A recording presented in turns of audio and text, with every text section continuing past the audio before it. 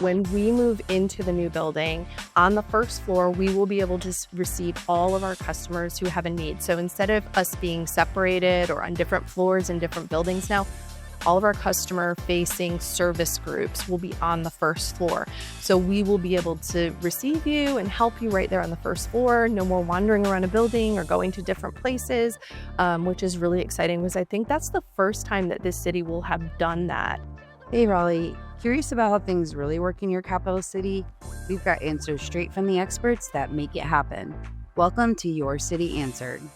I'm Katie Dombrowski. Have you ever been driving down the street and hit a pothole or seen graffiti on your favorite park bench? Maybe you have a question about zoning or development. Last year, the city debuted a new tool designed to make getting help faster and easier. Today, I'm joined by Customer Experience Manager Karen Ray to talk about Ask Raleigh and answer the question, how can residents report issues, request services, and get help from the city? The best way to do that is to go to Ask Raleigh, which is on the city's website, and submit a request through that. And it's ask.raleighNC.gov. It is the web address. And it's a great way to just report issues, potholes, a tree is down, a dead animal, things like that are a great way to get to us quickly and get those resolved. People may have in the past heard of or used something called See Click Fix. Are we still using that at the city? Or what is See Click Fix and how is that related to Ask Raleigh? So we did used to use See Click Fix, but the city doesn't use that anymore, which is why we really want to encourage our users to go to Ask Raleigh. If you see something about See Click Fix, just know that you should redirect to Ask Raleigh. So then can you walk us through then, if someone sees an issue, they're at a park and they see something, want to share, they see a pothole. How does someone walk us through the process of Sure. submitting something to the city? Okay, so you can go to ask.raleighNC.gov and then search for the category that you want to report. So if you're at a park, you're going to search for park and greenway. And then there's going to be a map. You can either type in the address or you can pin your location. And then you fill out the forms. There's going to be information, questions that we're going to need you to answer so that we know what the issue is and where it is.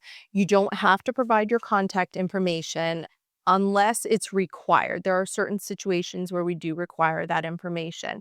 And so you just fill the form out and then you hit submit. And then we get it, you'll get a confirmation number, and then we get the request and we start working on it. And typically those requests are received and resolved very quickly, which is one of the things that we're happier with this system because we have added some questions that help us get it to the right person the first time so we can resolve it a lot faster. Somebody submits a request, they're excited, they want to follow along. Is there a way for someone to do that, or they just need to wait to hear back from us? So there's really two ways to do that. The first way is to create an account so that you can log in at any time and see what the status is, and you can communicate with us in case there's an update that you want us to know about. The other way is to just log it without an account, but give us your email address so that we can communicate when we've received it and if there's updates, and as well as when we close it. And then when we close it, you have a period of time to let us know if you disagree. And if you disagree, then we take another look at it. Those come to me and I take another look and say, yeah, staff, you need to go back out and do something. Or I may help to educate you on why it was closed and why we can't do more. Okay.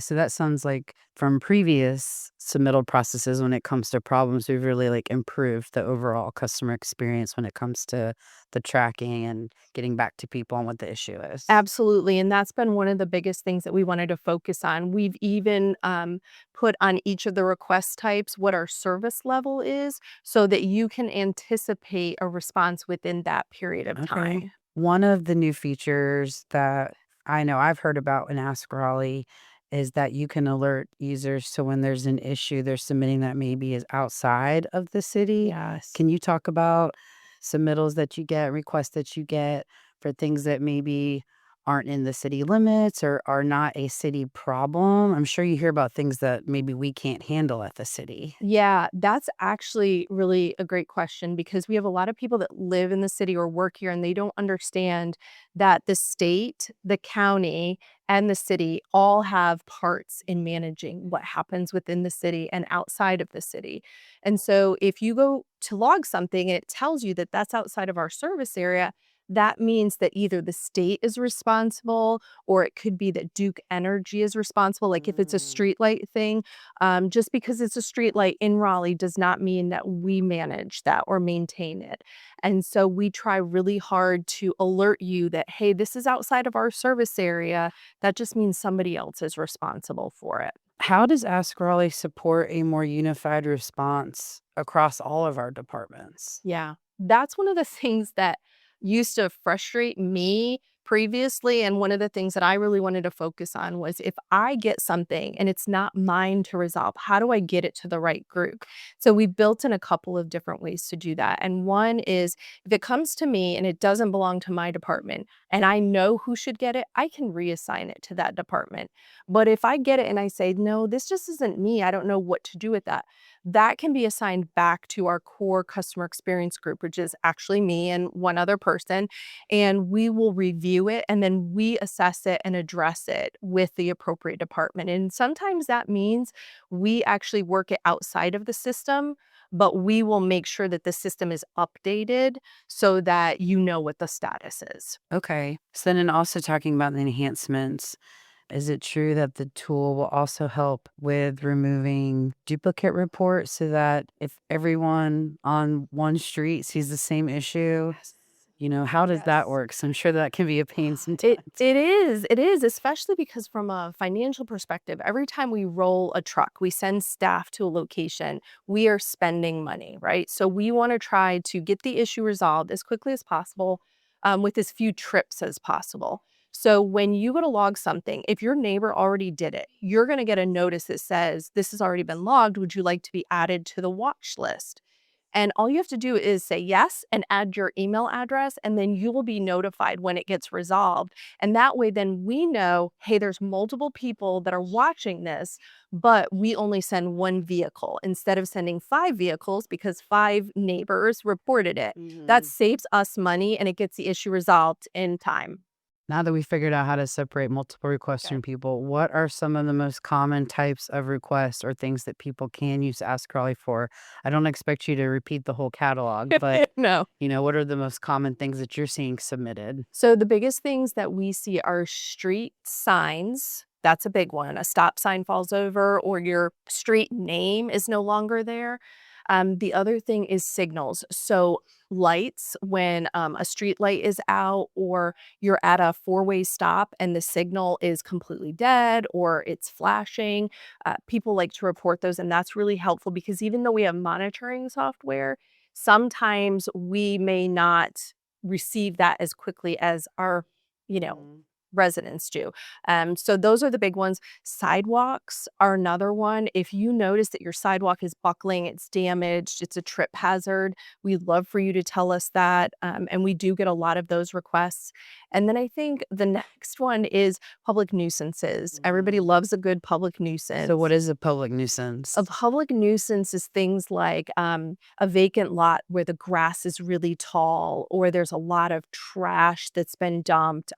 Maybe your neighbor decided to turn their yard into a junkyard. And so we want to know about that so that we can kind of keep down on the clutter and the mess in the city. A public nuisance is not your neighbor's child is outside screaming in the middle of the Mm. day. So, So, more like zoning violations are yeah. associated with Yeah. public nuisances. Yeah, things like, "I think my neighbor built their fence on my yard. Let us Okay. know about those."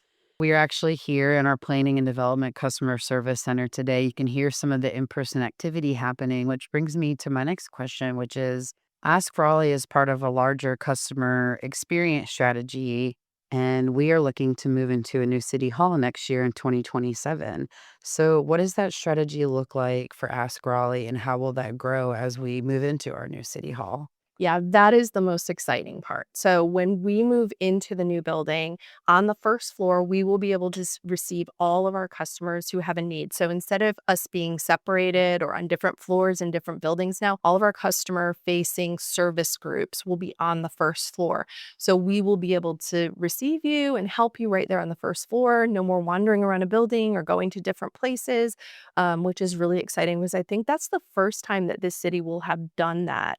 And it's really something that I'm personally looking forward to. I'll be on the first floor, so people can come in and see me, but that will be a really great way for our customers to come and interact in one space with us. Yeah, that's truly going to Yeah. be awesome for our residents and Can't our wait. customers. To wrap things up, what is one thing that you want every resident to know about using Ask Raleigh and getting help with the city?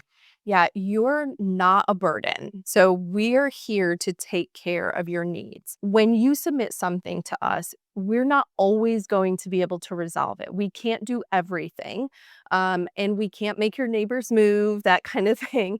But what we can do is we can handle the bulk of those requests and we can do it in a timely manner. And I really want people to understand that if you do report something to us, it really isn't irritating or annoying.